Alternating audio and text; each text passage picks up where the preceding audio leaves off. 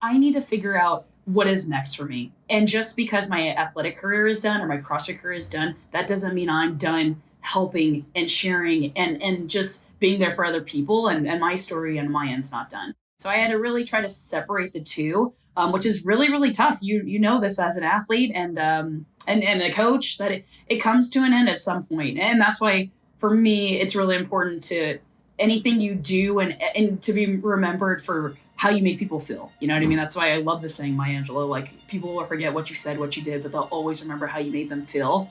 And I just feel like that's apparent.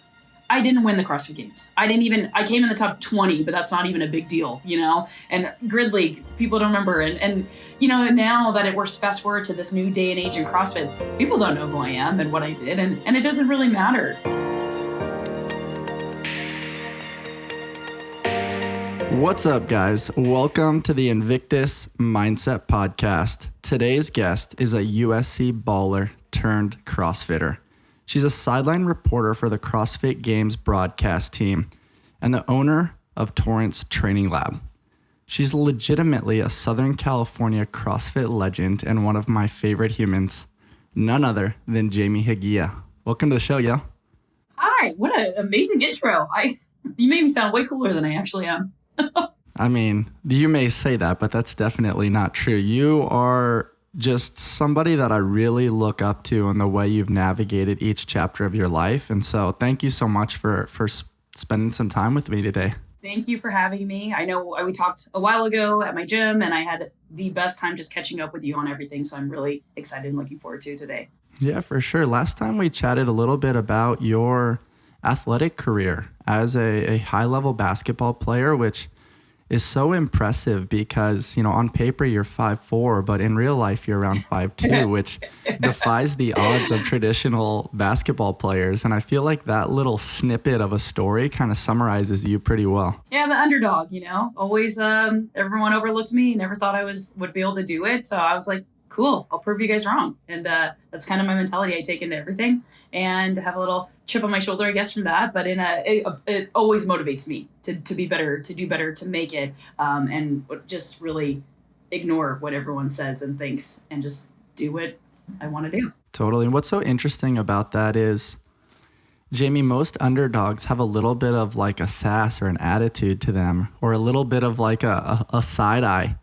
But you're one of the most positive people on the planet. How do you kind of foster that element of your personality continuously in the day-to-day? I think I just, by nature, like I trust people. You know, I see good in people. I see good in the world. So no matter all these like, you know, bad things, and even when I come across somebody who isn't the nicest, I'm like, oh man, like I feel bad for them. They're probably having a bad day, or like maybe they just needed somebody to like make them know that everything's going to be okay, or like, you know, put a smile on their face for a second. And what I've really realized, even just this past weekend being at the CrossFit Games, I'm like, people are people, you know, no matter what their titles are of like the highest of the highest that, you know, I met the CEO from CrossFit, super nice, very, very good, genuine, good-hearted man. And I think he's going to do great things for the sport. But all the way down to, you know, just even the people who are working at the Alliant Energy Center that were security and letting people in, it doesn't matter, you know, who they are or what they do. People are people, and you want to make like them feel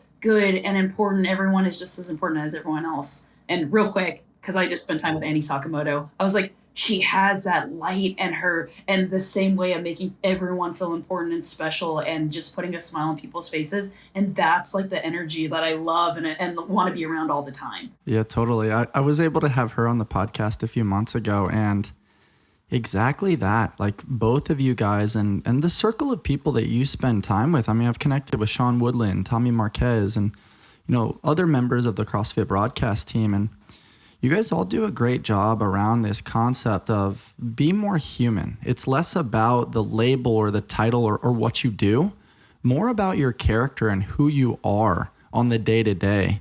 What are your thoughts on that concept as I allow that to kind of float to the surface? Oh, I think that's what I live by. I think I truly believe like it doesn't matter what you do, any of that kind of stuff. It really comes down to, you know, what can you do for other people? Like when we first started the broadcast before the CrossFit Games started, the two guys that are our bosses in charge, the very top of the food ladder chain. Is that a food chain ladder? They literally opened it up with, be kind. Be kind to everyone you come across, and when you have leadership like that, where people like are telling you like, it doesn't matter. I don't care who you are. And another thing they said, be kind. And this is not about us specifically that we're in front of the camera and sideline reporting and that kind of stuff. They told us like, remember, just a reminder, like it's not about you, it's about these athletes. So yeah, I don't care if people know what I did, or as long as I let these athletes shine and the work that they put in and what they just did in that moment and everything leading up to it, that got all the credit and that got all the shine in the spotlight, I'm happy. So I do think it is very important to have like this top-down leadership where everybody understands that it's about being kind and about other people and how you can serve other people. Yeah, for sure. And you don't just say that, you truly live it. And what's also so amazing is, someone with your resume, as a really high-level collegiate basketball player at USC, playing professionally in both Greece and Spain, a part of the Grid League, making the CrossFit Games and being such a staple at the Southern California Regional back when it was around. And a gym owner, like you have so many things to validate yourself based on your resume. But what I love about you is you summarized it really well last time we spoke, which is CrossFit is something that I do. It's not who I am. Will you touch on that a little bit? I mean, for me, us. Our first love was basketball, and I would do anything and everything. It was just the passion and love that I had. And I knew at some point, any sport you're playing, any athlete, at some point your career is going to come to an end. And for me, fortunately, I found CrossFit, and that was like my second love, where I got into absolutely would do anything to make it. And so at the end of the day, when I hung up my shoes for basketball or took off my Metcons for CrossFit, I guess that's the saying.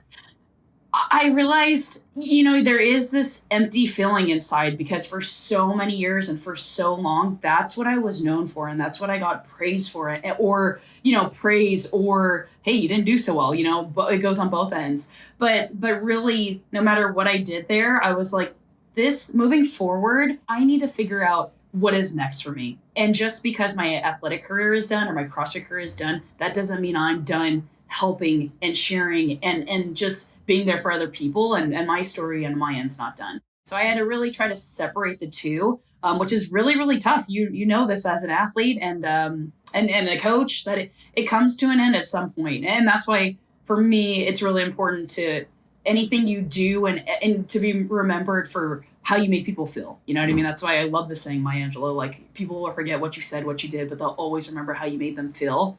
And I just feel like that's apparent.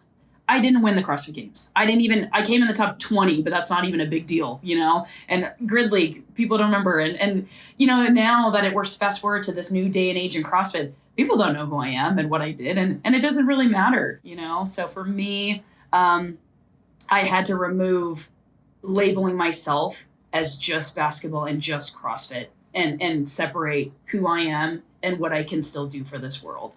And it's tough. It is really tough. Yeah, for sure. It's a tough thing to navigate. Yeah, for sure. It's super hard. And I think there's a lot of people out there that, navigate these foreign waters in different ways. And, one thing I'd love to touch on, before I forget it, as long as it's at the top of mind right now, is one of the coolest things about basketball is that you can just grab a ball and go shoot by yourself. And you learn how to get introspective, and you utilize imagery of like a defender guarding you, and you can practice different dribbling drills, and it's just you and the ball and the hoop and your imagination. And what I see now in the world is there's so much input, right? Our brains are controlled by these inputs and the social media things and the triggers and the passive aggressive text or email. But I don't know, there's that famous saying in strength and conditioning, the iron never lies. And for me, like basketball is just like this safe haven. Like I'm not good anymore, but I still have fun, like feeling the ball in my hands and like practicing the craft.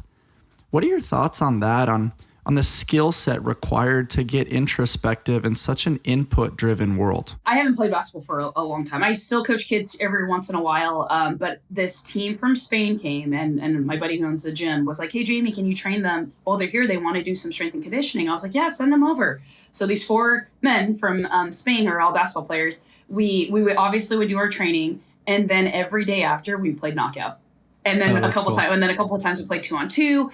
And it just brought this like undeniable joy back to me. And I remember all of those feelings come back of why I love this game so much. And you understand that. So I feel like, yeah, it's cool to put on social media, like you making shots all in a row or all the highlights of CrossFit of you lifting heavy and all these things like that. But really at the end of the day, if you took away all the eyes of people watching or even posting that joy and that love that like you feel inside that fulfills you, that's something that I feel like no outside noise or anything like influencers or factors can take that away from you and make you not feel that. So yeah, it was a cool feeling because I just haven't felt that from basketball in a long time. And I think for even some of my teammates from USC, they kind of left and they're like, oh man, I haven't touched the ball in a long time. I don't play anymore. And so just to hear like, oh, I got out there and I shot around, it's just this, you dedicate so much of your life to it that of course you like still love it and want to be around it. And that feel when we talk about touching the ball is so cool. But it's so cool. Touch on one thing before we move on real quick? Yeah, totally. I think because we understand basketball, CrossFit, how much work goes into that. The first time like this year that I was out on the field and it went 3, 2, 1 standby, beep, and all the athletes went like chills down my body because because you see them out there and you know how much work they put in. You know how much time and what it took for them to get to that place. I have like chills right now thinking about it. And so it just, both. Yeah. So you understand the dedication and what that means to get there, no matter what happens after the end of the CrossFit Games. Like you being out there and doing it and making it is like a dream come true for all these athletes. It's so fascinating you touch on that. We have this famous saying at Invictus, full effort is full victory. And I think it comes from a Mahatma Gandhi quote where he talks about that, success is not just in the attainment. And it's interesting that you touch on that because, we all have a goal or this North Star that we're pursuing or chasing. Right. But it's kind of who we become in the midst of pursuing that goal. Trident Coffee is sponsoring this episode of the Invictus Mindset Podcast. My guys over at Trident taught me something really important this last year. That we are all a bundle of stories, both good and bad, and everything in between. At Trident, they're storytellers. All of their cold brews remind their customers that they are part of something bigger than themselves. They help create connections through symbology and storytelling that engage their customers on an emotional level, and this distinguishes them from other coffee brands. You can find Trident in Imperial Beach and in Coronado. They offer over 14 plus nitro cold brews along with dairy-free options. You can find the perfect brew and pair it with one of their treats from their keto bakery. All of these options will allow you to support your health and fitness journey with Trident Coffee. They're more than just a coffee company. You can check them out over at tridentcoffee.com and use code Invictus20 for 20% off online and in tap rooms. Once again, that's tridentcoffee.com. Use code Invictus20 for 20% off online and in tap rooms. Take your coffee experience to the next level. 2 important factors for us over at Invictus Mindset are true care and attention to detail. My friends over at RXSG have been bringing innovative fitness tools to the market since 2009. From their award-winning Evo speed ropes, to their amazing gymnastics grips, to their line of inflatable fitness equipment, they're constantly looking to problem solve within the fitness industry. They're always allowing us to have our gear work for us rather than against us. Hop on over to RXSG and use discount code InvictusMindset to shop their latest cutting-edge gear. Have your gear work with you and not against you. And, as you've transitioned into the broadcast side of things and being just my favorite sideline reporter in sports. Oh, thank you. I mean, it truly, I really mean that, just because that's not something you went to school for from my knowledge. It's something that you acquired the skill set over time and surrendered to being a white belt in a new arena. And the same way, you know, the CrossFit community gets a glimpse of these 5 days of competition and they're like, oh my gosh, the CrossFit Games are so cool. They don't know the 8 months of sacrifice within that one season, the lifetime reps that went in to the pursuit of that goal, the sacrifices, the food, the sleep, the relationships, the financial changes that, you know, took place along the way, the team of people that are supporting them on the back end that you don't see in front of the camera. And, you know, this metaphor right here. You hit all of them, financial. Yeah. Yeah, there's a lot of them there, you know, there's a lot of moving parts. And, you know, now you're on the broadcast side of things. And we're very fortunate to see, you know, your positive self connecting with so many amazing athletes. But there's a whole team behind you that is, you know, navigating the organization, the structure, the production. You know, I touched on quite a few things there, but the overarching theme, I guess, where we can take the conversation next is there's a lot to performance that is not seen by the human eye. Right. Absolutely. I think as being on both sides, like the athlete, you understand that, you know, you hit every single piece of it, the sacrifices. I miss my best friend's wedding because regionals was the same weekend. And it was, again, like, you know, these are lifetime events and lifetime things that are like so meaningful for people that have been in your life for years and years and years. But at the end of the day, like I love her and I'm so happy for her, but I was so happy to be there. It, thank God, ended up being the year that I qualified for the CrossFit Games as an individual. So I was like, oh man, I'm so sorry, but this is it. This is my dream. But yeah, it truly takes a village. And so when these athletes, you see them posting now, I have so many thank yous and so many words and things to say, but I just need to get some sleep and rest for a little bit and try to digest everything. So yes, they just exhausted themselves mentally and physically. They need a little bit of time just to like not think about anything, enjoy, relax, and then they have mountains of people to thank and to definitely acknowledge. Yeah, for sure. But I also want to take a moment to acknowledge the man in the arena. The support team is important.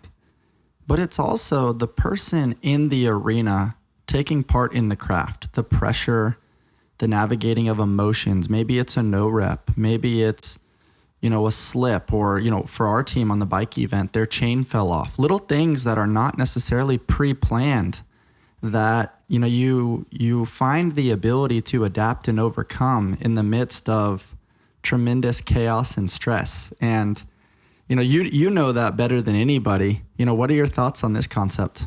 I think the coolest thing, and even just being there live to see all that, I didn't know about their chain. That's crazy. And, you know, as a viewer, like maybe I'm sure, did they announce it on the broadcast side of things? I don't think so. It was one of those things where the chain popped off and they were in the midst of finishing up one of the laps and they looked at the judges and they're like, hey, like my chain fell off. And I think they exchanged it for another bike right in that moment. Okay.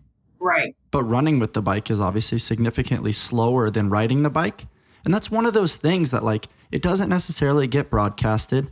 It's just the team needs to figure it out. And that is so relatable to like a life stress of, you know, stuck in traffic, or, you know, I didn't feel good this morning, but, you know, life doesn't put an asterisk next to certain life events. It's like, you just got to find a way to get it done. Yeah. It kind of, I realized like life doesn't care what you're going through or what's happening. Like it's going to keep on moving regardless. So you have to figure out a way. Yes, I understand. Like a lot of people are dealing, you know, hard situations and even mental health kind of things. And it is tough to have to try to keep going when you feel that way, you know, but, and unfortunately for me, like that's why working out makes me feel so good. No matter what's going on, the 1 hour where I get to just forget everything and just focus on what's in front of me, how many reps I need to do, try to breathe and not die in this workout. But that's why I love it so much. But I also like, yeah, things that happen at the pool, for instance. There was a team and he was an All-American swimmer. and amazing. And so I interviewed him after, and he had just slightly mentioned that his skier, it wasn't counting. It wasn't working in the middle. And he said, but you know what? I kept on going. And I was like, that is what you have to do. That's how you have to approach workouts or these events and at the CrossFit Games and in life in general, because the world isn't going to stop that. No one is going to come fix that in the moment and be like, oh, wait, hold on. We got to start this competition all over again. So yeah, definitely great for your team to just, hey, this happened. Let's keep on going. And I feel like that's what their attitude was the entire weekend. They did amazing, by the way. So congratulations, CrossFit Invictus. Yeah, it was awesome to see Invictus land on the podium for the first time in a little while. Man. And yeah, they were so consistent. And we'll jump to that in just a moment. But I want to touch on that Greater Heights team, which the gentleman you're referring to is Duncan. He's a taller guy. He was an All-American at Texas A&M. And ironically, they were help coached by former Invictus athlete Ricky Moore. Who was my teammate at the 2018 game. So I want to give him a quick little shout out. And he was my teammate for Grid. Yep, with the Phoenix Rise. Yes. It's so cool how things come full circle and, good people end up rubbing elbows with good people. So totally. I just want to give those guys a quick little shout out. Yes. Congratulations to them too. I think Emily Tanner, who's a mom, I think she might have hit the highest jerk at 265. I believe so. But anyway. That's impressive. I also think at Granite Games, she hit like a 200-pound snatch, which was incredible. Yeah, really, really cool. I mean, we look back on it. You could probably attest to this. I mean, you're an amazing athlete with a barbell still to this day, but some of the weights that these athletes are putting up now, I mean, Jorge Fernandez from Team Invictus front squatted 430 pounds. Jesus. Yeah. I am so impressed. Every single member of that team. But I really was like, when I had to go do I call it a hit piece. And they're like, Jamie, you shouldn't call it that. But I do a little hit before they come down to me on the field. And we were doing it on Invictus. And so I went to go talk to them before the athlete briefing. So I got to catch up with them and then CJ. And just talking to Jorge, he's like, yeah, just 3 years ago I started. I was kind of walking and found it. And I was like, oh, what's this? And walked in. I was like, no way. Like that can't be real. You are too talented, too amazing at the sport, right, to just be doing it for 3 years. Yeah, totally. He was a former pitcher at San Diego State and, a high-level baseball player, very close to going professional until he experienced a pretty severe injury. And, found his way to Invictus about 3 years ago, and he was taking comp class, and Holden and I used to coach that comp class. And he and his buddy would just show up, and they were full of enthusiasm and so coachable and just always tried to ask a ton of questions like, how do I get better? How do I get into the competition scene? What are some local competitions we can involve ourselves in? And I mean, that's what it is, right? It's just that pursuit of seeking your edge. How do I get just a little bit better each and every day? Okay, I have to ask you then, because you coached him, did you know, what are your thoughts on him when he first walked in or when he first started? Do you know right away he's going to be good? Do you, what? That's amazing you got to coach him and see him progress throughout these years. Yeah, it's cool to see things come full circle. I mean, first and foremost, I'm clearly biased here, but there is a body type in CrossFit now, and there's a lever length. And when you see somebody that comes in with, shorter femurs, really, really strong, good muscle fiber content, moves pretty well, pretty explosive, wanting and willing to learn all the time, asking questions, watching the videos that you send, trying to integrate mobility, asking about appropriate supplementation, just the unique childlike curiosity. We knew there was something there.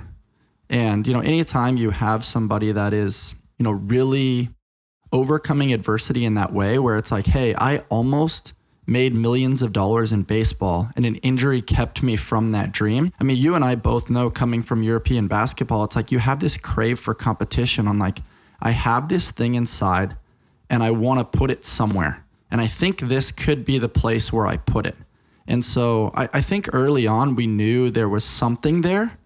It just was a matter of like, hey, what's the commitment level? Because San Diego's expensive. Like, how do you manage training with work and life? And he was able to kind of get his ducks in a row and get the circumstances set for him to, really launch. And I think everyone on our team really did that. In the beginning, they all were working different jobs. And then they learned like, okay, how do I, manage this a little bit better where I can maybe work remotely or do things on rest days to kind of make up for the days of, double or triple training sessions. And so, that is just a gentle summary of the sacrifice that goes into the modern day athlete within the CrossFit space if they're really trying to, make a podium, Yeah. Yeah. I think we could talk about every single one of those athletes on the team individually, because CJ said, Devin, I've coached her since she was 14. And is she 19, 20 now? She's 20. Yeah. 20. Incredible. And Josh was like, in the UK, the very first program I followed was Invictus. And, clearly he can go individual and be competing out there with the men. And then your special one, Brittany, CJ said, he said, I specifically want to talk about Brittany because he said, I have never seen an athlete so quickly be able to make changes so quickly from literally even January to Wadapalooza was it Wadapalooza? Yeah, she did Wadapalooza. Okay, yes, Wadapalooza. Till now, that change in her mindset when she started to believe in herself, he's like, I've never seen like somebody so quickly be able to use that to their advantage and make crazy leaps and bounds as an athlete. And so, yeah, and you see it firsthand. Have you noticed like the mindset and how like night and day different she is as an athlete, or what her mindset has done for her as an athlete? Yeah, totally. I mean, you and I touched on it just briefly before recording, which is I love this little thing called a pen. And when you think about something, it exists, but it kind of plays ping pong in your brain a little bit. When you write it down and you talk about it, it becomes real. And what I loved about Brittany's growth and development is that she had these ideas in her brain and these goals. And I can't help but get a little emotional thinking about it. Just to see it firsthand is so cool. And for her to put it into action, it's special. It's making like me tear up over here. Like it. Yeah. Just because I can see how much pride and happiness and love and like joy you have in your heart for seeing that. Totally. It's one of those things, like you think back to the pandemic and it's like early mornings. She's out there doing burpees on a salt bike. Yeah. When it's like we're in an apartment and we have a very small patio. Yeah. She's trying to find ways to improve and take advantage of the gifts that she's been given and the opportunities that she has. Right. And it's just such a cool thing to see that come to life. Mm-hmm. I think it was really cool. I got to give a shout out to CJ and Tino. Tino, ran our Invictus athlete side of things in-house for a very long time. And he really, really believed in Britt. And just seeing how that bridged to Holden and Hunter's true belief in her and kind of helping guide her, it gave me peace of mind. They asked, hey, do you want to help coach? And I'm like, I believe in my relationship too much to want to coach my significant other. But I love being able to gap fill and listen and perspective shift and be able to, step out of the way and let her go into the limelight as I transition to a different chapter. And, seeing the camaraderie she's built with her teammates, how she's learned to have a voice and learn to communicate appropriately. These are all things that, like, yes, it led to a third place finish for their team. But these are life skills that when I look at a true relationship, it's not, your other half or things like that. Like, we're both whole humans that are kind of on our own trajectory, and then we meet in the middle. And, I just love seeing her maximize her potential and let her light shine, because I know it's been in there this whole time. She walks better on her hands than she does on her feet. Like she was a gymnast for 16 years. She trained with Haley Adams back in Greensboro, and they just have like lots of similarities. You see the talent of her sister, which the world got a glimpse of at Granite Games, who's a former teen champ, Allie Weiss. And we're just so fortunate to have the opportunities to allow these amazing athletes to go share their gifts with the world. And, the big thing for me is just being able to see them make these dreams a reality and truly and authentically go and showcase it. And then, amazing humans like you, Jamie, you help them storytell. You give them a platform to communicate and, you're doing the same thing in a different arena, which is very, very challenging. And we've talked a lot about this concept of just keep going. Yeah. And I can't help but reference Dory from Finding Nemo, which is just keep swimming, keep swimming. And that's kind of what it's about, right? Like not every workout's going to be perfect and not every moment is going to be ideal. You're going to navigate injuries, which you know all too well from an Achilles rupture. And on this concept of just keep going, if you relate that to your world and your career, what's like the first thing that pops to your brain? First of all, when you say Dory, my teammates used to call me Little Tokyo because I brought a lot of the Japanese American community to the games, but also Dory because I forget things, which is funny that I can remember things when I'm reporting. I'm like, okay, just remember for the moment. Okay, then it's gone, But I think the thing that really for me, I was done as an athlete, and so for me to transition to this role, it's something you have to come into with humility and knowing, give yourself, be hard on ourselves. We're athletes, we're going to be hard on ourselves, but also give yourself some grace to learn and be coachable. Last season, they asked if I can do some color commentary for the German throwdown, but it was all remote. And so I did that. And so that was my first experience with that, where I was like, okay, cool. This is where I get to come in and just talk about what they're doing as an athlete or why. And then fast forward to this past January, Nikki Brazier, she couldn't travel with her baby. And they were I got a phone call and they're like, Jamie, can you come down and do sideline reporting for Wadapalooza? And I was like, yes. And then I started freaking out because I was like, what did I sign up for? And so that was my first go around at it.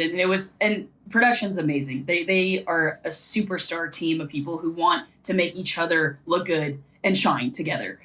So they did a great job, but still, I don't know what I'm doing. And I came back from that experience, really enjoying it and wanting to do and learn more. And so then fast forward to Granite Games. They asked if I can do sideline reporting for Granite Games. And then I felt a little bit more comfortable. At least I knew what was going to go on. And then finally which brings us to this past weekend at the games, and they asked me to sideline report for teams.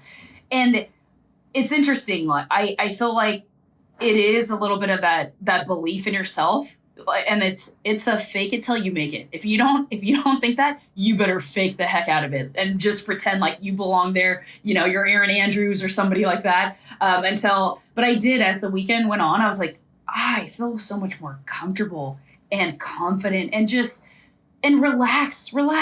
Even my producer was like, Jamie, relax your shoulders. I was like, oh, sorry. Hopefully my traps go down, and take a breath because I do talk quickly. So things like that. And then just being, like you talked about, being present, just being there in the moment. I'm the only eyes on the field because everyone else is watching. When they're calling it, they're watching it from the broadcast perspective. And so I'm the only one that gets to see what goes on. So really just being present in there, being present with the athletes. And so it's this whole new chapter of my life, but I'm always up for challenges. I always ask everyone, I'm like, please let me know. If there are things I'd love to learn, I want to get better. I can handle constructive criticism, coming from basketball and CrossFit. So I do think it's been an amazing, amazing transition for me where I'm still learning, but obviously really enjoying it. That's so cool, Jamie. It's also the courage to put yourself out there, which, is incredibly challenging in a very, keyboard warrior style world. And I think it's interesting because you just continually evolve and grow. I mean, this last year, you've advanced with the broadcast team. Your sideline reporting is amazing. Your energy out there is amazing. But then you also have the jam method. You're a gym owner. You're still competing to be a better version of yourself. You're very public around, body image and food. And you're so well versed in so many different arenas. It's just amazing to see how you put on all these different hats and positively impact the world, all while carrying, the challenges of being in front of the camera, which isn't always easy. Look, I never post. It's just what I'm going through. And I've realized, my Instagram and all that stuff started out as kind of just like a workout blog for me. In the beginning, I like to remember, hey, how much did I back squat? Okay, cool. I can go back and look at that. So it was never meant to be this thing where I was like, oh man, I want to get so many followers or any of that kind of stuff. And then obviously, I do deal with body image issues and the mindset around that. And recently, and I just go up and down. I fluctuate a lot. I enjoy food. I love every family event, friend event is centered around dinners and desserts and where are we going to eat and where are we going to go. I realize putting that stuff out there, it's kind of, yeah, it's me sharing, but even like if one person, and I don't, if it reaches one person, they're like, thank you for that. That's how I feel in this moment. I don't feel comfortable in my body. I have, I've gained a couple pounds, and that's okay. That's life. That's what's That's what happens. But just being able to, like, even this past week, I worked out in a week, 2 times, 20 minutes maybe each. And my food wasn't all logged or anything like that. It just was kind of survival mode, so we go in these different times of our lives where, hey, it's okay. I'm going to come back and I'm about to go to Hawaii for 10 days. I'm going to eat everything and lay on a beach and just, and then when I come back, I'll get back into the swing of things. So yeah, I feel like for me, I'm just being me. And if people like resonate with that, that's amazing, and fortunately I've had overall, like, everyone is so kind and so nice. Like, yeah, every once in a while I would get the, like, you're fat, you're chubby, you're all these things, which really it hurts as much as you don't want to pay attention to it or not make it, affect you in any way. It does, words kind of hurt, but it's okay. Overall, everyone is super, super supportive. It's so mature to see you filter some of the challenges, especially since the concept of being kind is something that you live by, you share. And, I think it's also, you make yourself incredibly relatable, which I think is very, very important.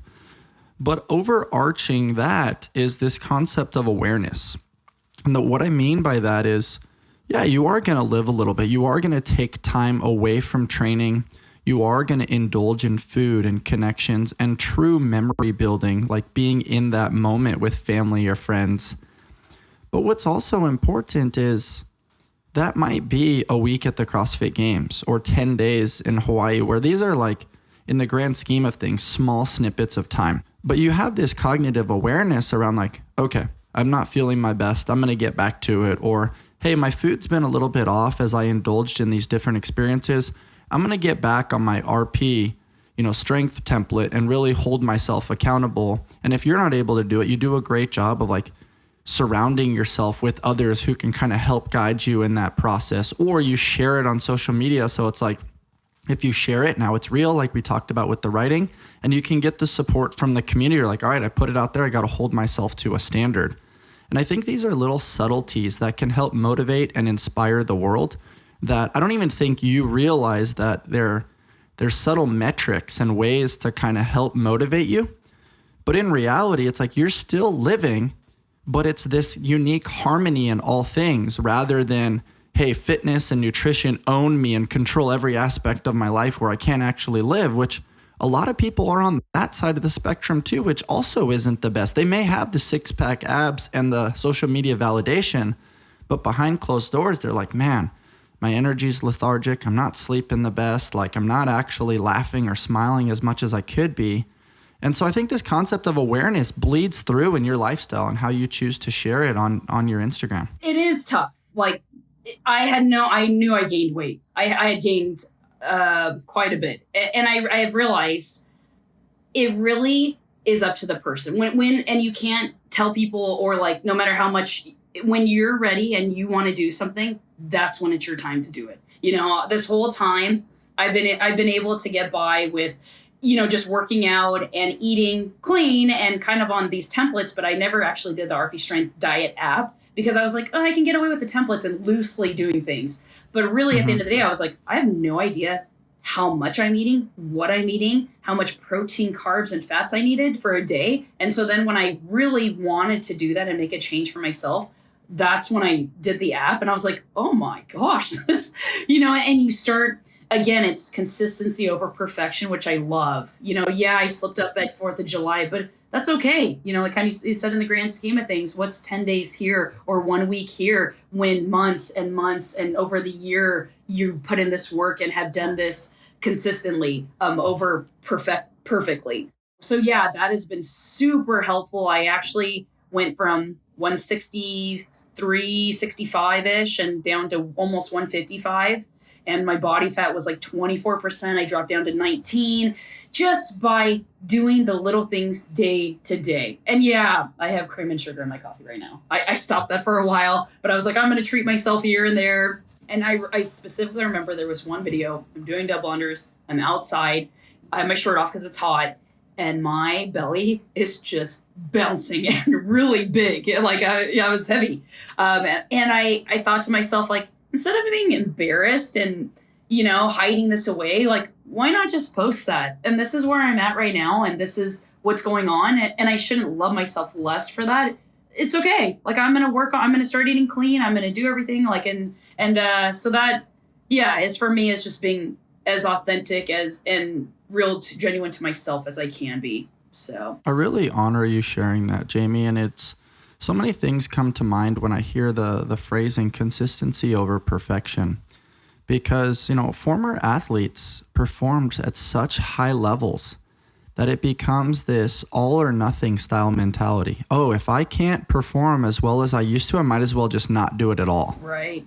And, I look at this phrasing or this term that we're seeing a lot right now in the form of plant-based medicine or psychedelics. People are talking about microdosing. Mm-hmm. But something that comes to mind for me is, what if you microdose movement, right? Just a little bit of movement each day. What if you microdose, consistency within your day-to-day? Like, that concept in and of itself, like, maybe it's not just the psychedelics, it's that it's not all or nothing. It's not, oh my gosh, I'm going to eat all the mushrooms so I can have this unique experience, and then, it traumatizes you. It's just a little bit here and there for some people. And, I'm not somebody that's tried that yet, but it's at the top of mind because Aaron Rodgers just talked about it a little bit on the Aubrey Marcus podcast. And you kind of live this microdosing approach where it's like, hey, a little bit of family, a little bit of business, a little bit of fitness, a little bit of play, a little bit of broadcasting, a little bit of learning, a little bit of exploring, a little bit of connection. It's like, I don't know, it seems to be kind of a cool approach that I think the broad and inclusive world can add into their repertoire. Then maybe we should try some microdosing, huh?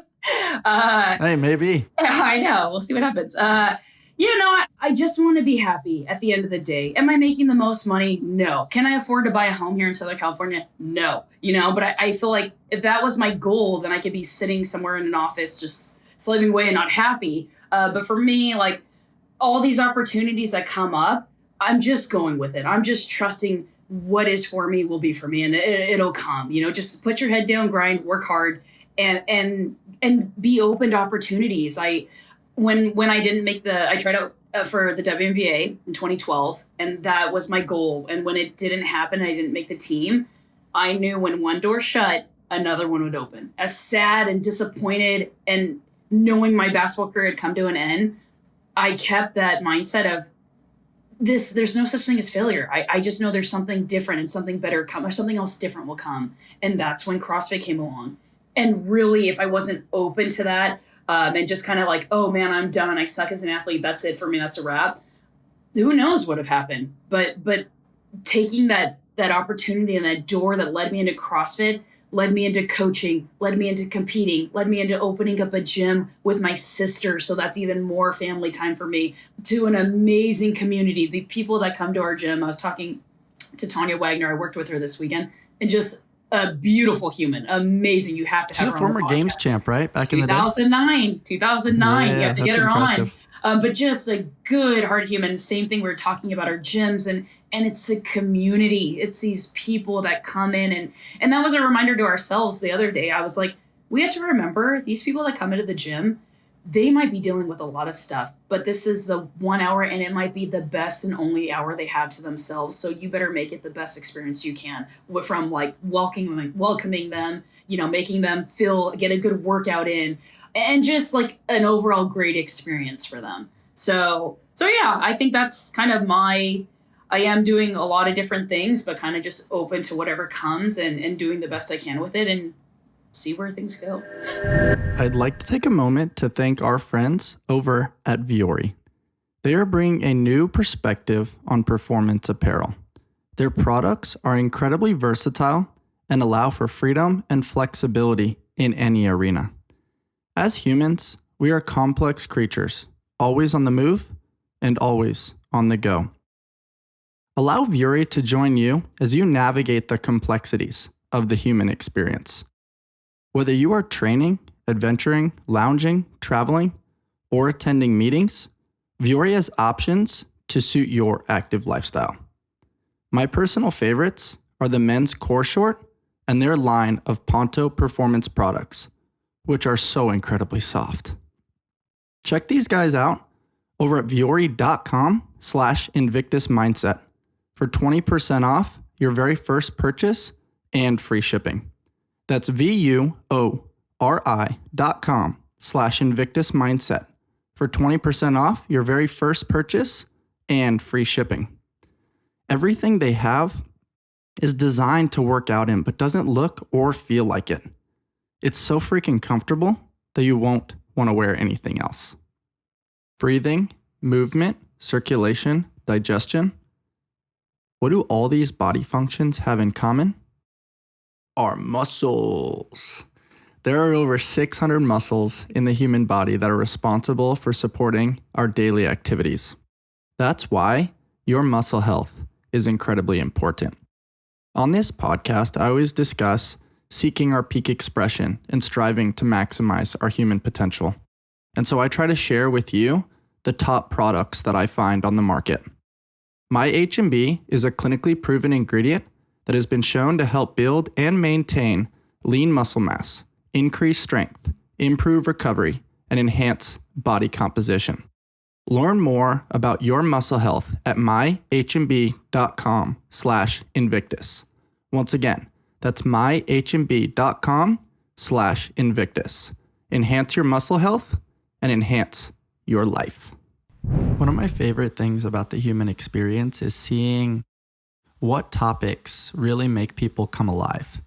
And when you talk about your gym and your community, like your passion, your eyebrows raise, you get an ear-to-ear smile, the tone of your voice changes a little bit. And I can't help but, take a moment to reflect on Torrance Training Lab and, chat with you a little bit about, the peaks and valleys of running a gym and the business side of things and overcoming the pandemic, but then still finding ways to keep it exciting and safe. And, coming up here, Jamie, you came up with this really cool idea of like a singles mixer coming up.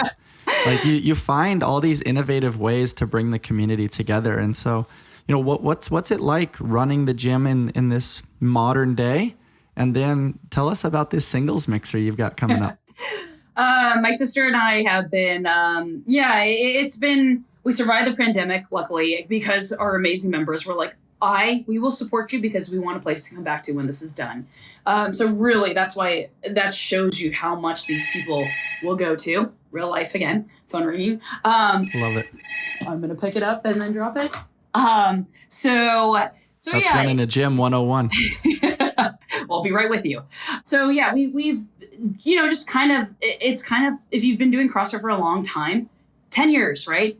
How have we not been bored? How have we not gone into the gym and been like, this workout again? Or, it's so crazy. And that's the thing about CrossFit. And I think for people like me who get bored so easily, I need constant stimulation, different change to keep me like present and happy.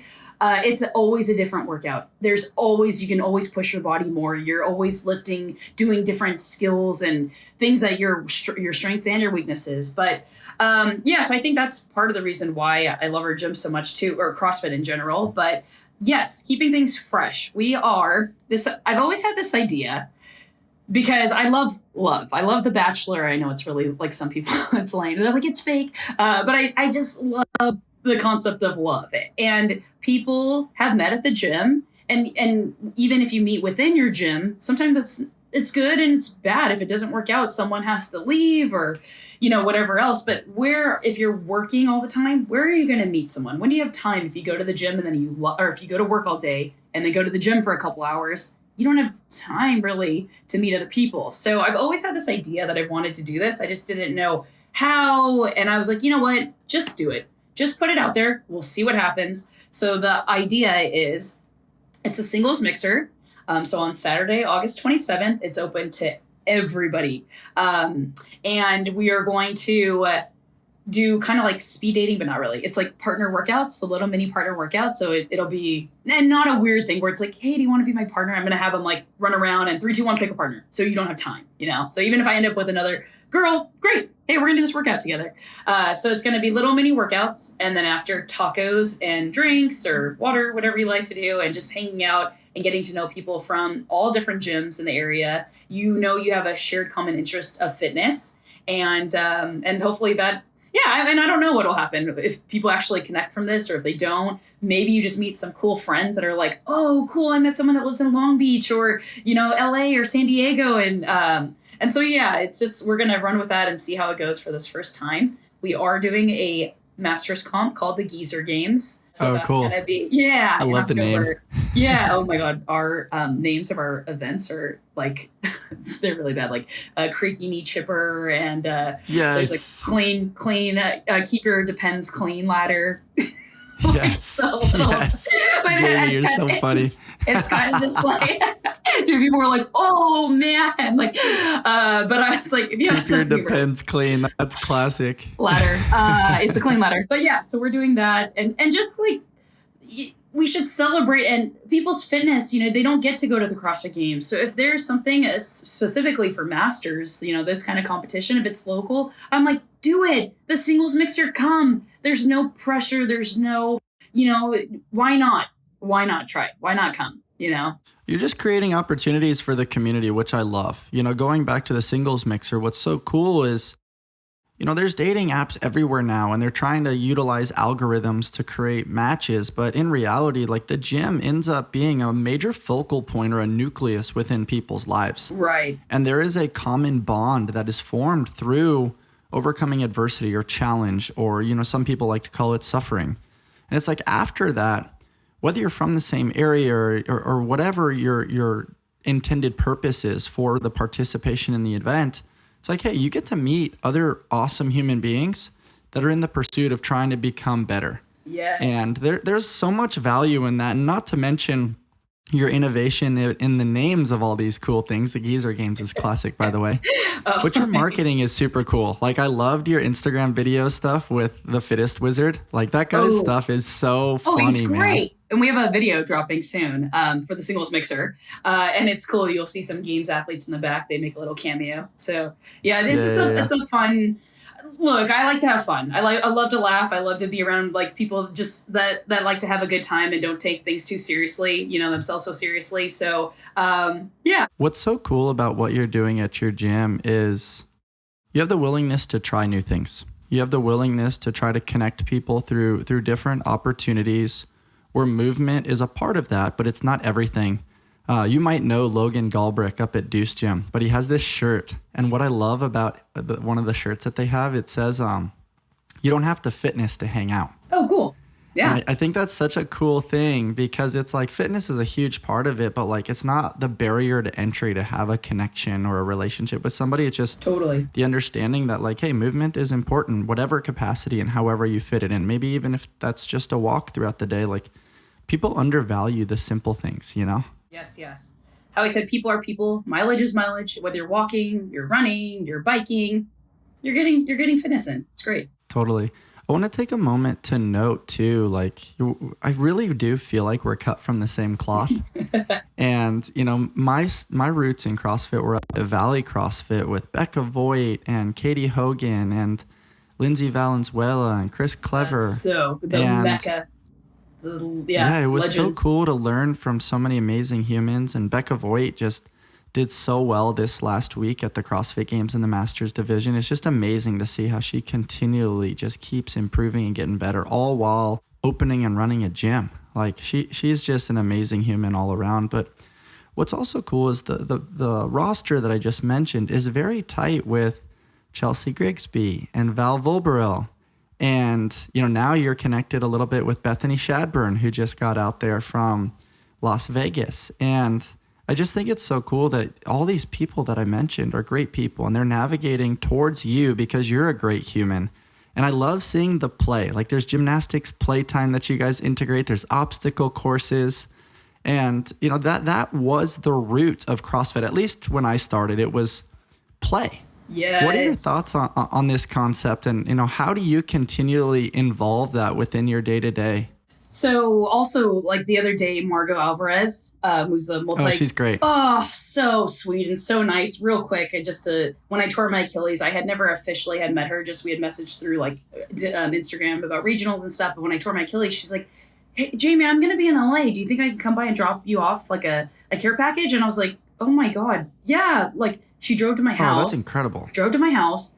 Dropped off, I remember, like this card with movie tickets in it and just like snacks and things. And I was like, what a nice human being. Like, this is crazy. I was already obviously so like sad and that I tore my Achilles, but it brightened my day for sure. So just a sweet, really good hearted human. So she was here the other day, and that's Bethany came, Val came, Chelsea was out of town, so she couldn't make it. But Chelsea McKinney came, and it was really cool. Brenda, we had this, we did kind of like for Margot's YouTube channel. We just chatted and all things about struggles, how we deal with them, body image stuff. It was really such a cool experience to be sitting up there with these legends of Valvo Burl and Margot and Bethany, and just be sharing and connecting. And we all felt the same way about body image, and injuries and, not feeling worthy or good enough about yourself, and how, Val, after she was on the podium, she felt like she couldn't drop into other gyms because she would be judged if she didn't win,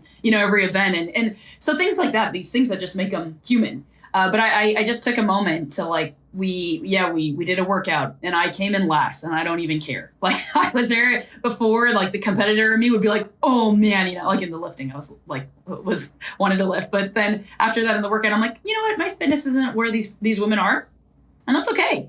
I'm happy. My friends are here. We're having a great time. And that panel that we got to do to just hear and share each other's stories it just made me so happy to know that there's like good people that really care for others and are trying to do good in this world. And it made me just so happy to be at my gym with this group of women, and Dennis, of course, the fittest wizard, just there having a great time. That's super cool.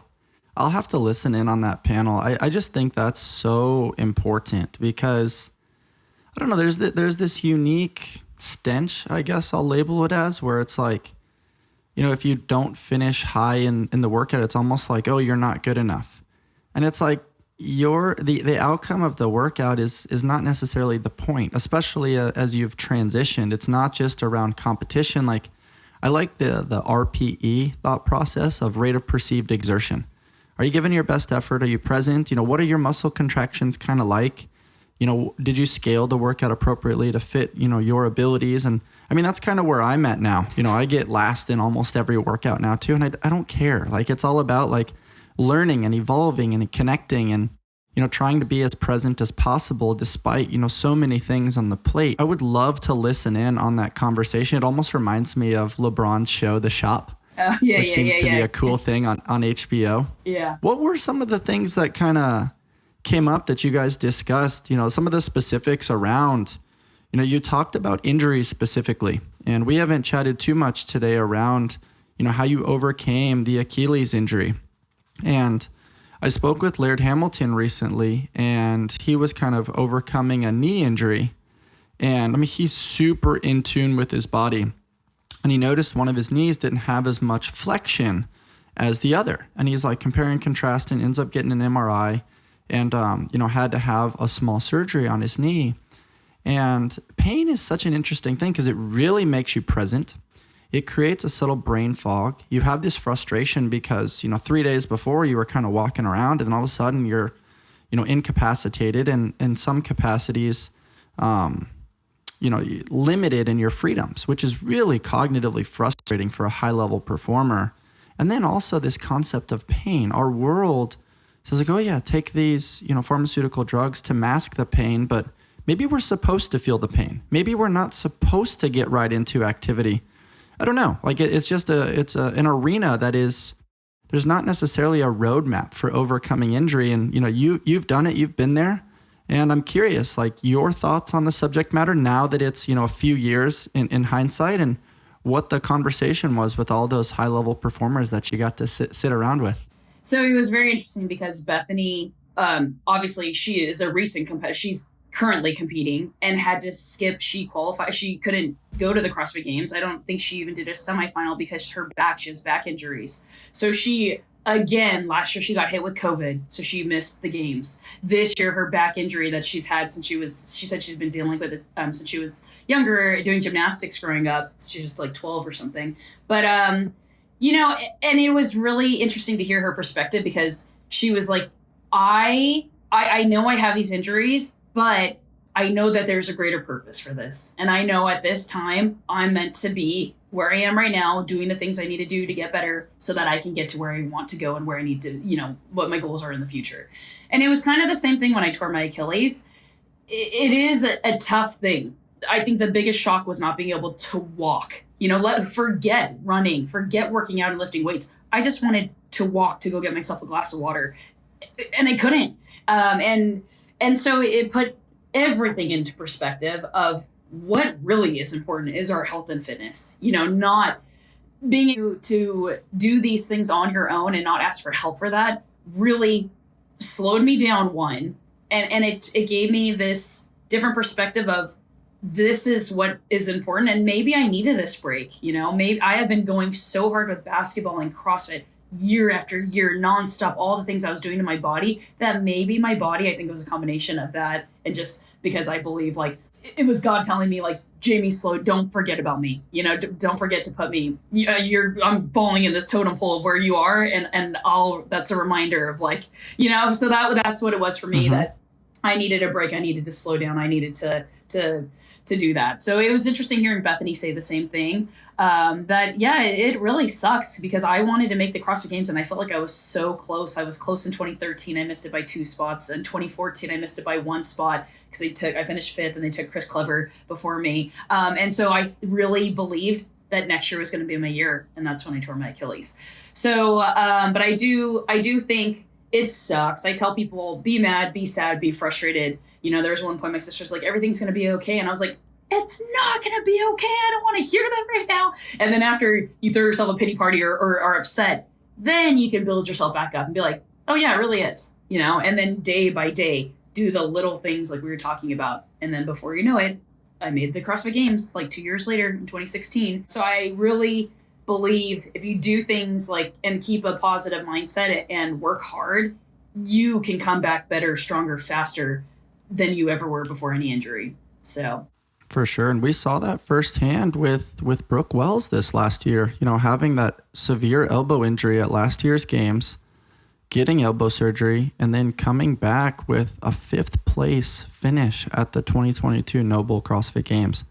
How did that make you feel being able to see how she overcame that adversity? I mean, that also brings a tear to my eye. So happy for her. I think if you watch semifinals, when she did that interview with Nikki Brazier at the end, she is in tears, just so happy and grateful to make it back to the games. And that made me emotional.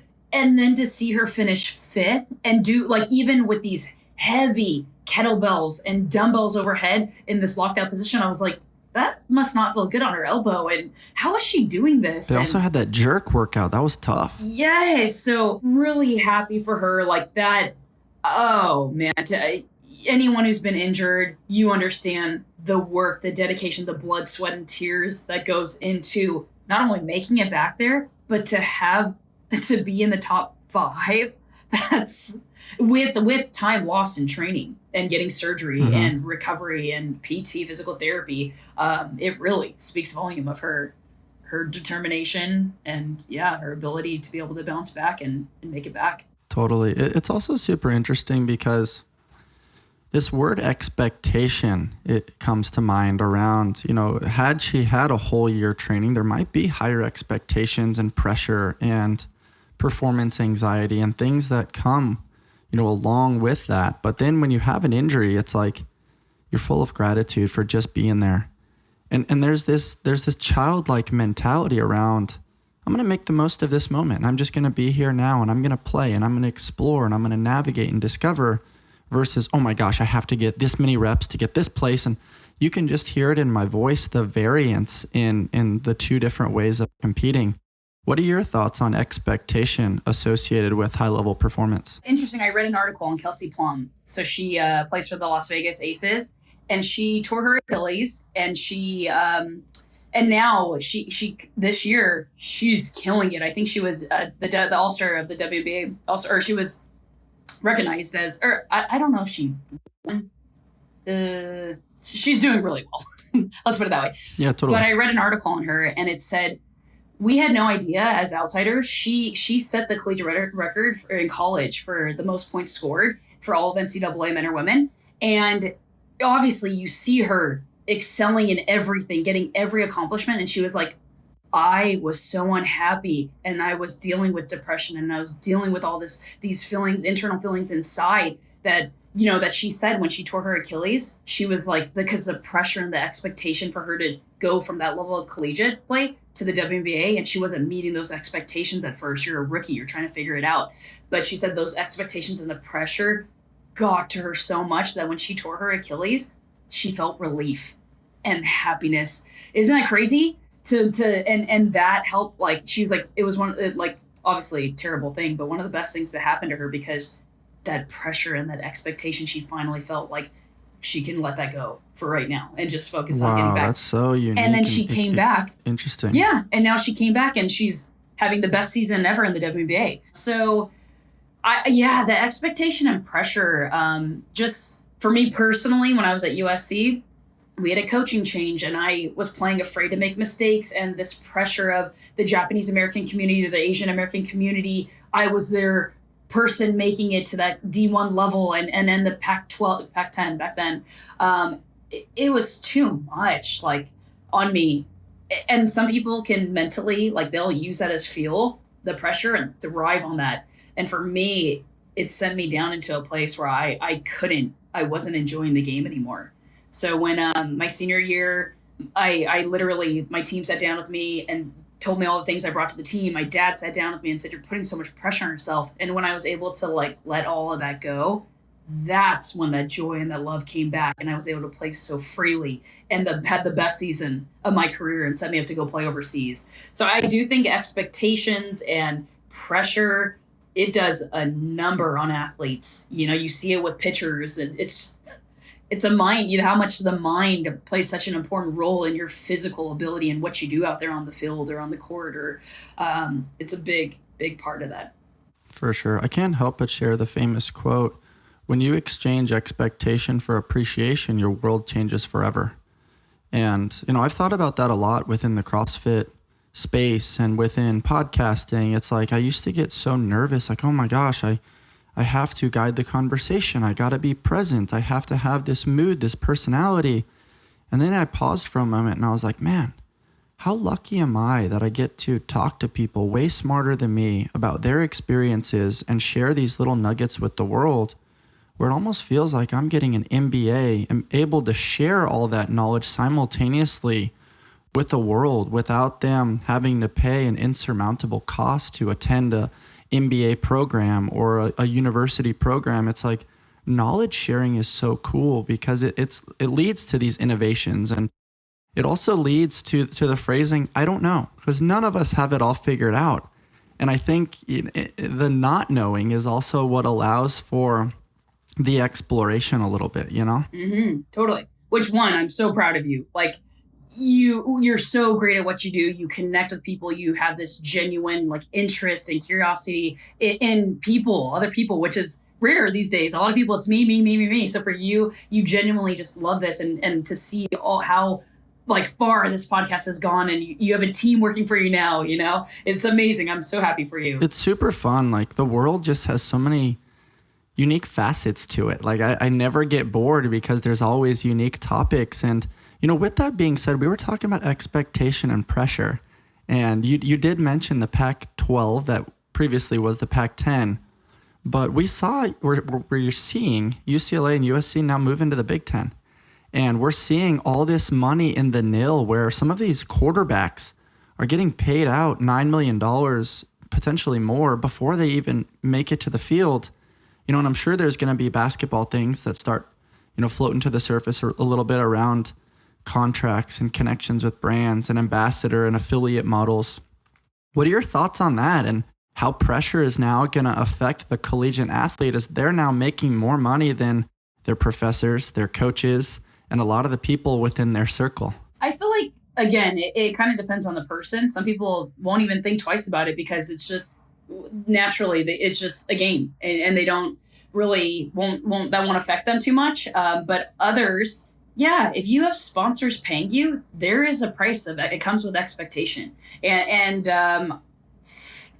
who knows? Like, I hope that I'm happy that they get paid because, I do feel like it is their brand. It is. And the NCAA, there's so many rules and compliance that you have to before, like, you can't do anything really. So for these athletes to be able to represent themselves as a person who they were before going to that university, I think it's a great opportunity for them.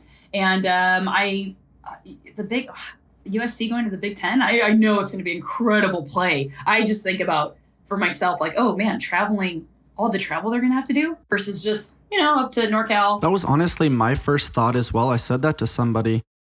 This is called student athlete. If you're traveling that much, how much can you really be a student? And we saw all these things on Netflix and 30 for 30s around paper classes and, the lack of education for some of these student athletes. But well, when you're pursuing TV rights and, the university is going to make good money now, like you're going to have really amazing teams traveling to the West Coast for games and vice versa.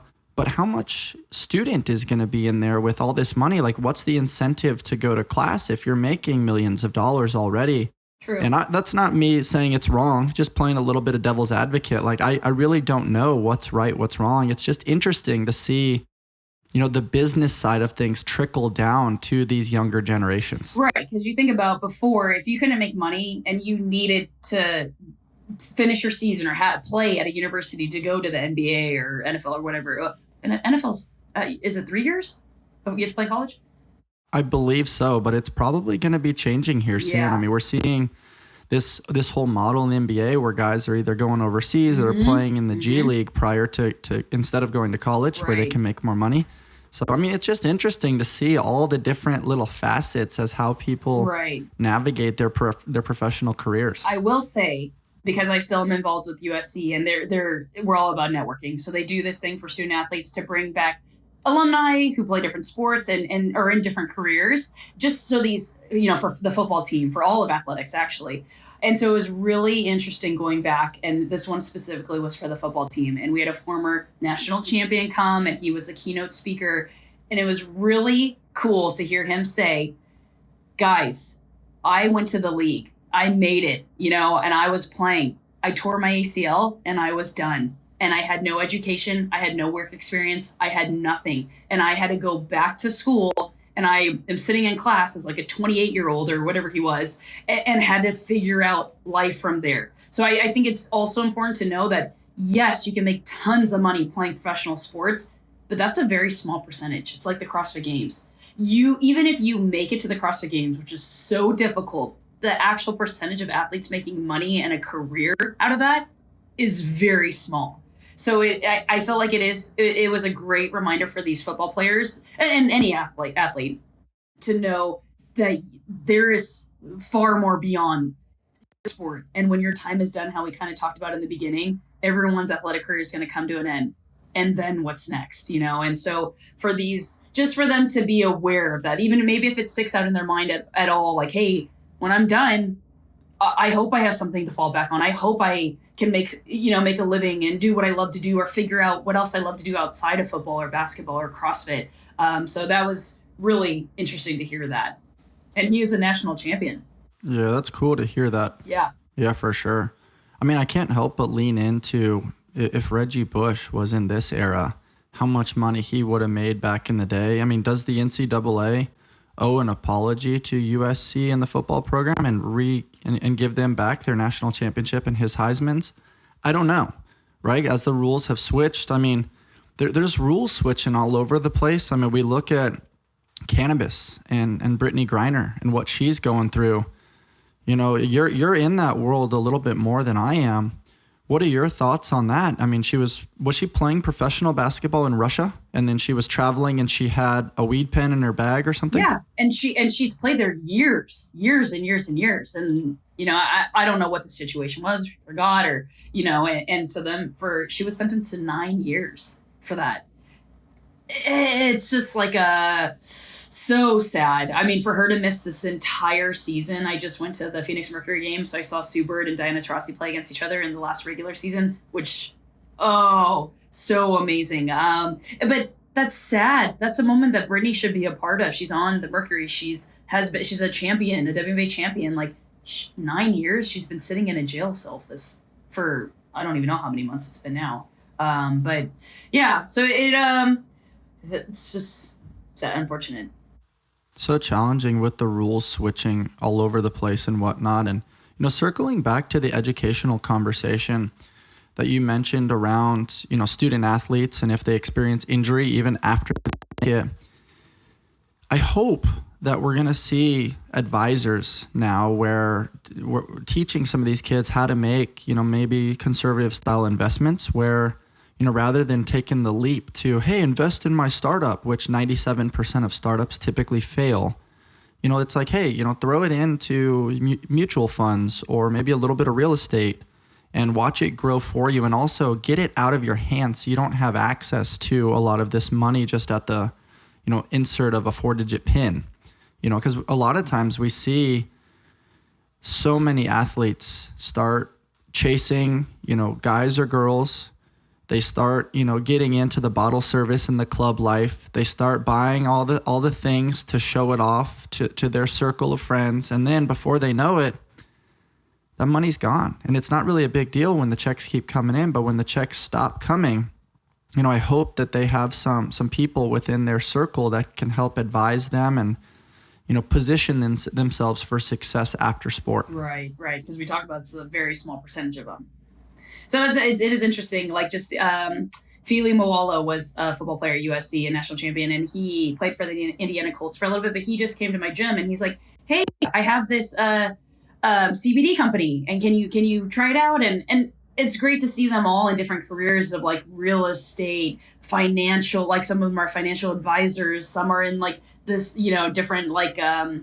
It's his own startup company. So yeah, happy to see and interesting to see where these student athletes go from there. What do they love outside of their sport? What makes them happy? What makes them thrive outside of that? So I also love the component of giving back, right? Like they self-reflect on what problems did I have when I was an athlete?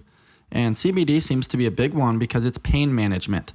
And I think a lot of these athletes, especially football players, have a lot of challenge with pain management. And, we've talked a little bit with some of the NFL community on the podcast, and we've talked about Toradol and some of these pharmaceuticals that are thrown at people.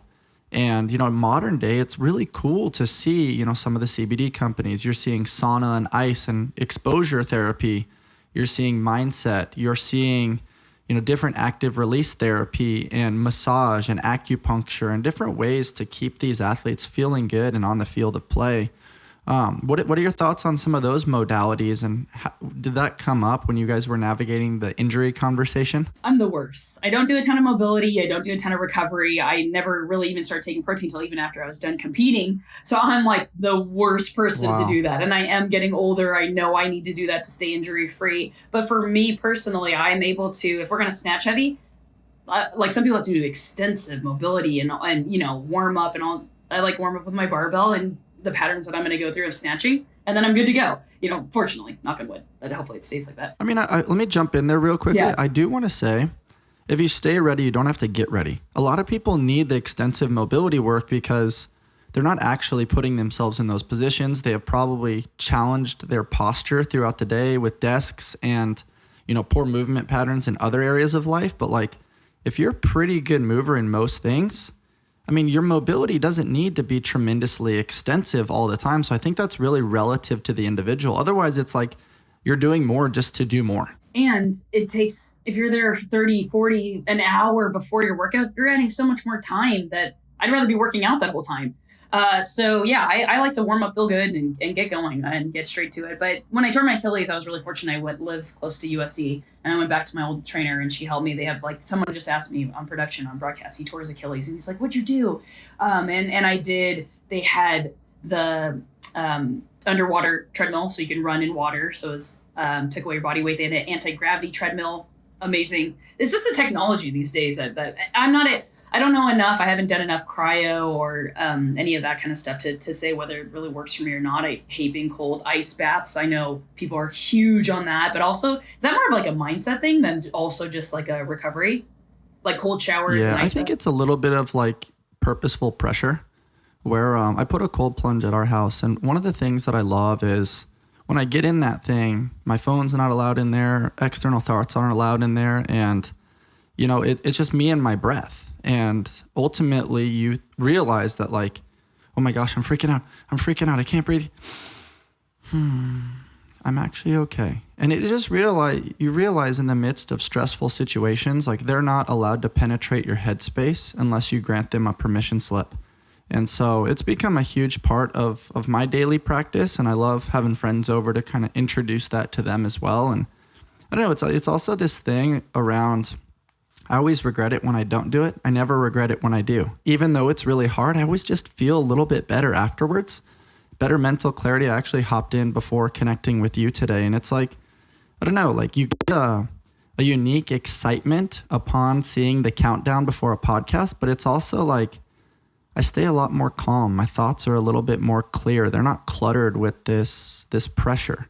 And it seems to be a really cool thing that I think a lot of people are integrating because they're seeing the benefit. But I think to each their own, like the program or the recovery or the food, the one that works is the one that you do consistently. It's not this magic sauce. It's around that slow drip of consistency, Right. Yeah. How often do you do it? And that's what you're doing with broadcasting too. Like you're consistent now. And I want to go down like just the journey there. Like you said yes, even though you didn't really know about it. And then you're like, oh, I'll say yes and figure it out later. How did the opportunity come about? Did you have to, send in a resume or an application? And then what's the training kind of been like? Because I may stand corrected here, but I think public speaking is like one of the number one fears in the world. I truly believe like you got to put out in the universe what you want. There's no harm but people are willing to help you out. They hear you, they listen, whether you think so or not, they're listening and they're willing to help you out. The people that are, who are out there. So I had always been interested in getting on the broadcast side. I remember being at the games and walking by like the booth and seeing like Dan Bailey, Sean, Tommy, and then I'm like, talking to Vuori at some of these like open things. And I'm like, how do you do, or how'd you get into it? How'd you do this? I want to do it one day, and so kind of always like putting it out there in the universe like that.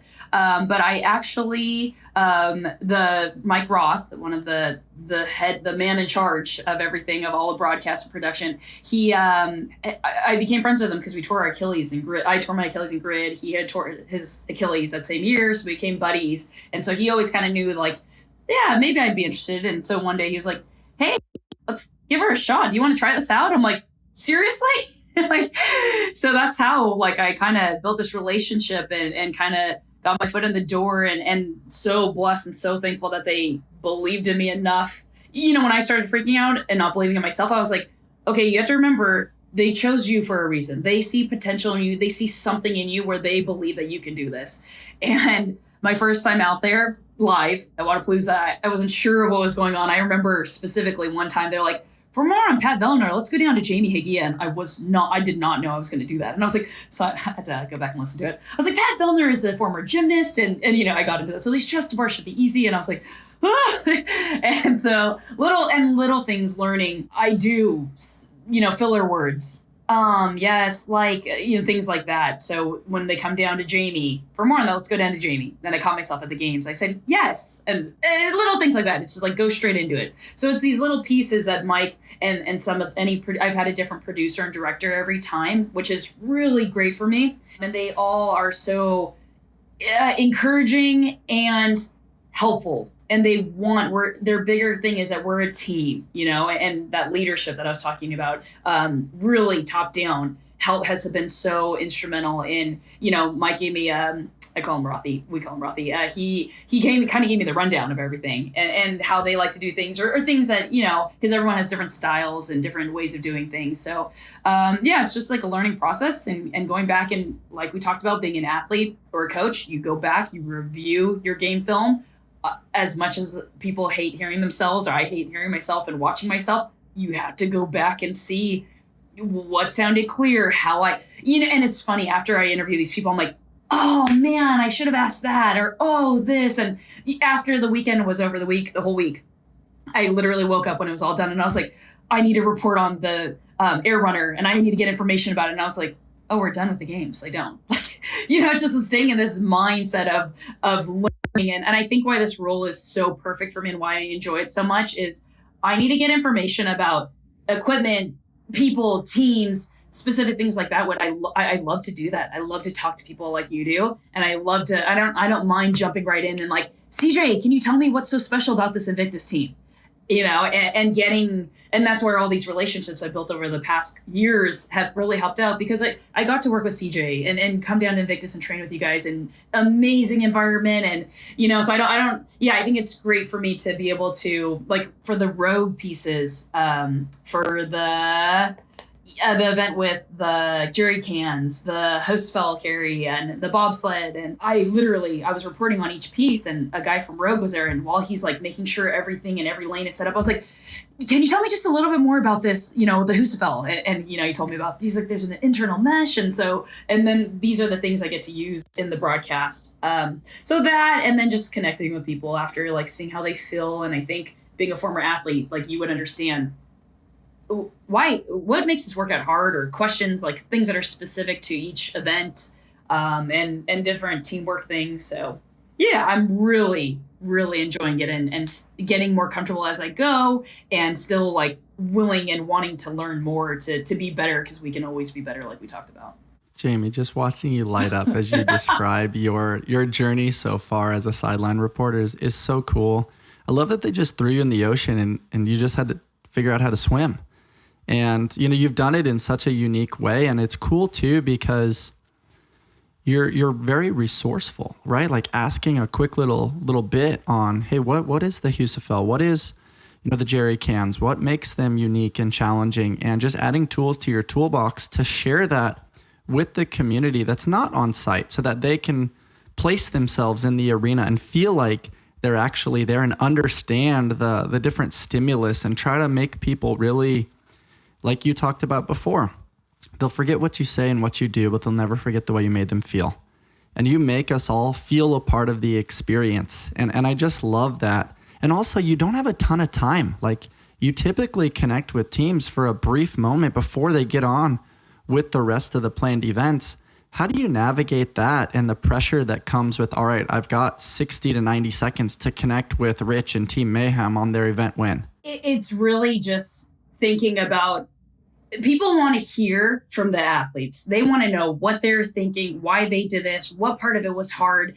And so just being able to give them that time to share whatever they can, because these people, they're diehard CrossFit people. They're going to go try it. They are. Like, I tried the double under crossover, couldn't get it, whipped myself all over. But little nuggets of, Nick Matthew, what'd you do? What's the technique? How do I get this? We want to hear, these are the best of the best competing. And so any little thing that they say is great, or to get a little bit into their mindset of what it was like going into that, or how they're feeling and how they deal with pressure. I think that's what I try to make sure I want to convey to the audience, because I'm a spectator myself. I know people are sitting at home. I want to be able to give the audience and people watching the answers that they might have to their questions that they have for these athletes. The secret for Nick Matthew was just the crop top, right?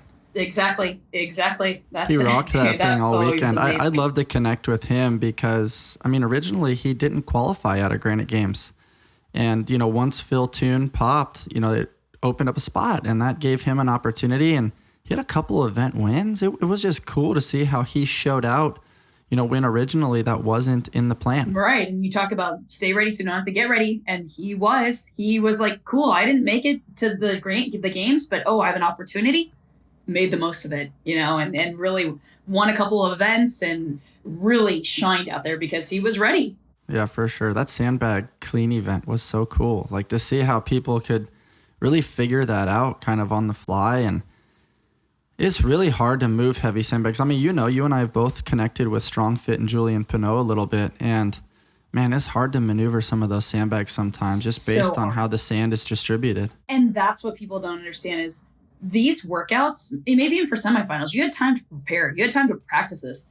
They're getting announced hours before you go out there. Do you have time to even touch this or practice it? No, you got to trust your training. You got to trust like what you think maybe your natural instincts would do, and the best way to navigate these like events and different workout pieces. So really, really cool, and kudos to the athletes for doing that. For sure. And that's an element that I think is behind the scenes that I think a lot of people don't know. It's like you get briefed on something you've never done before. You may or may not get to touch it. You already have performance anxiety. You're not just touching it in your gym, you're touching it in front of hundreds of thousands of people, which is challenging. You have this potential fear of, not performing well or hurting yourself or embarrassing yourself, and, whatever travels through the headspace of the athlete in the moment. And not to mention, you then get corralled. People don't always note that, right? Like they're like, oh yeah, I snatched more than that person in the gym. It's like, no, you don't realize they were warming up and they got corralled for 20 minutes and then they got announced. You don't realize that it's 106 degrees with really high humidity on the field, and you're also moving on grass. You don't have your traditional setup. You may have had to pee, but the bathroom was too far away, so you didn't get to go do that. You don't have your sexy pre-workout, or you took it a long time ago, so that way it's not like really fresh in your system. Yeah. There's so many variables that don't get reported, or we're reporting them now, that like people don't know as spectators sometimes with these high level athletes getting after it. A perfect example was the second and third event that were supposed to happen on the first day for the teams, the bike, and the first heat went out, and then the rain came, the thunderstorm, and they were delayed 2-3 hours. And I went back there because they're like, Jamie, go find out how these athletes are feeling. I'm like, cool. I go back to the area and saw Invictus, saw all these teams that had been waiting there hours. And they were like, our food is at a different venue from here. We've been waiting here. Are we going to go? Now we have to go on different terrain than the earlier heat got to go on. So many things that go into this that they have to deal with the stress of that on top of all their nerves and on top of trying to perform the best they can, and the pressure of going on a team of, this isn't just for myself, this is for my teammates. So yeah, it's a lot. I'm so happy you mentioned that, because Invictus was about to take the floor. High adrenaline, ready to go. Mm-hmm. We could see them from where we were standing. And then all of a sudden you see the note come up on the big screen around, hey, weather conditions due to potential lightning striking of the equipment on the field. There's going to be a delay in competition. We don't know how long. There's not really certainty around when. And how scary for us from Southern California, immediate evacuation. Everyone needs to leave this entire field and get under covered. And I was like, what? For us. Totally. Yeah. And we don't know how long. Yeah, we're not familiar with that type of stuff with our sexy weather out here. And what was interesting is we ended up going to the beer garden and they wouldn't let us leave to even go to our car. We had to stay in coverage. I know the athletes were kept away from their gear, so they didn't have access to their food and stuff. So there's a lot of miscellaneous parts, but I love the behind the scenes and the storytelling that come, with your role. As you reflect, was there a favorite moment for you this weekend where you almost got the chills, but you also were so submerged in the moment that it was just this is why I do what I do? It for sure was that opening workout for all the athletes. I got to see the individuals go. I don't get to pay a ton of attention. I realize when you get assigned to teams or individual, I don't really have time to pay attention. I don't know what the workouts were for individuals. I don't know who's doing well. I don't know what happened. Someone was like, Tia didn't make the cut. And I'm like, what are you talking about? She got cut? From what? From the whole thing? But definitely before I was going out for my turn for the teams, I got to see the individuals do a heat. And it was the very first event of the CrossFit Games at opening day. And that's where it was chills throughout my whole body. Just so to know all the work and dedication and what it took for all those athletes to make it there, to be standing there and hear that 3, 2, 1, stand by, beep, and then running. It's just this chills, knowing. And yeah, just there's so many events and special moments. And I loved Invictus when they were ahead and almost beat Mayhem. Mayhem came back, but it was great. We talked about them, highlighted them, and they crushed it, and so just special moments. I didn't know if that was going to be Rich's last time being out there. I don't know if he was going to announce his retirement. And that's the thing you have to learn in this role is you can't have things predetermined, because I don't know. I have to see what he says. I have to see it react to what he's going to give me. And he gave me we'll see. I don't know what's next. We'll see how we feel and make a decision later. And I was like, all right, because I was fully expecting you to say, this is it, I'm done. Yeah. So it just, I feel so blessed to still be so close to a sport that gave me so much and so many opportunities and to meet so many people. So to still be around it so closely and to be able to report and give that to the audience that it doesn't get to be there in person makes me so just happy and thankful for this opportunity. I love that, Jamie. And not to mention the incredible adaptability, because, you typically have certain topics that, maybe at the forefront of your brain, but then based on how the event, shifts or, what happens in the event, well, now you're, on the fly kind of conversing with these athletes around what took place. And that just takes so much skill, adaptability, and patience with yourself and your words. And it's just so cool to watch you continually evolve, and just your patience in reflecting and actually listening to yourself and watching yourself and realizing what you can improve upon. You and I both know some of those basketball film sessions are cringy and tough, and it's even worse when you're just sitting there with a pen and paper watching yourself. Yeah. I know all too well what that's like. Oh, man, I remember those sessions all too well. For sure. So other than the singles mixer coming up, what can we expect from Jamie Hagiya? I still have my jam method. It's kind of one of those things I started during the pandemic because I was posting workouts and people started. I was like, oh man, if I'm doing this, I'll just put it out there so people can do it. So we still have that going on. So people that are at home, we've lost some people that go back to their gyms, and I'm happy. They're so great. They're like, thank you so much. I loved it. My gym is open. I'm like, great. If you can be in an environment with other people and coaches, fantastic. I've loved having you. So, but for people who don't have time or are still working out at home or want to do something extra, I have the jam method. We are going to roll out a gym programming for starting in September. Cool. Yeah. So I know what it takes. Like it's so much work and time to run a gym, to do all the emails, to do all the consults and the coaching. And so sometimes for some of these gyms, I know it's hard if they've had control of programming, but their whole existence. But if you need to free up your time and want to try something else out, it's just a good mix of strength, conditioning, cardio, gymnastics, and your classic CrossFit. So yeah, that'll be rolling out soon. And other than that, yeah, just living life and see what happens next. Well, I hope you enjoy the rest of your summer. I look forward to crossing paths with you on some of the upcoming events. I mean, I feel like we're going to blink and Wodapalooza is going to be here. Man, yes, definitely. Well, thank you so much for your time and your energy. You are just such an amazing human, and I loved our conversation today around being kind and authenticity and vulnerability and just the pursuit of peak expression in new arenas. As one door closes, another door opens. Like, I always love when I get to connect with you, Jamie. Thank you so much. I love you. You're one of my favorite humans. Thank you so much. For those of you listening or watching on YouTube, if you enjoyed my conversation with Jamie today, please rate, review, subscribe, leave us a little comment. And I hope you enjoyed, guys. As always, stay on the hunt for who you've not yet become. Take care. Are you over 35 and in need of a solid training program? Are you looking to improve your athleticism and keep up with the younger athletes in your CrossFit gym? Then look no further than our Invictus Masters program. This program places year-round emphasis on mobility and stability exercises with movements that we have seen directly benefit our Masters athletes. Our program is led by Nicole DeHart and offers a training program designed specifically for Masters athletes who are looking to compete at a higher level in the sport of CrossFit. Some of our top Masters athletes in the world train with us, including CrossFit Games champion Kevin Kester, Matt Beals, and Pat Sprague. You can learn more about their stories and the Invictus Masters program by checking out their episodes right here on the Invictus Mindset Podcast. If you'd like more information about the current training cycle or to join the Invictus Masters program, please email Nicole at invictusathlete.com. That's NICHOLE at invictusathlete.com. Breathing, movement, circulation, digestion. What do all these body functions have in common? Our muscles. There are over 600 muscles in the human body that are responsible for supporting our daily activities. That's why your muscle health is incredibly important. On this podcast, I always discuss seeking our peak expression and striving to maximize our human potential. And so I try to share with you the top products that I find on the market.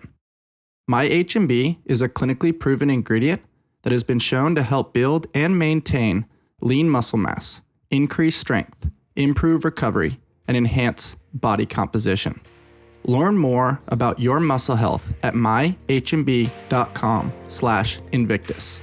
Once again, that's myhmb.com/Invictus. Enhance your muscle health and enhance your life.